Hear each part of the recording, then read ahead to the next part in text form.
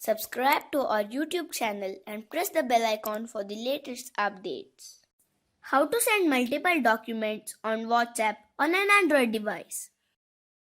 Go to your phone menu. Find WhatsApp.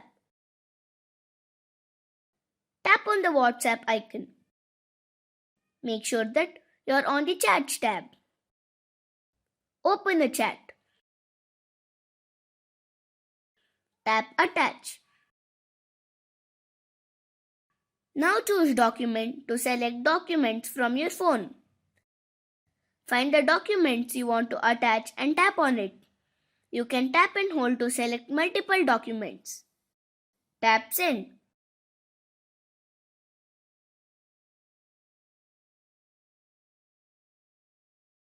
As you can see, all the documents have been sent to the recipient of your choice.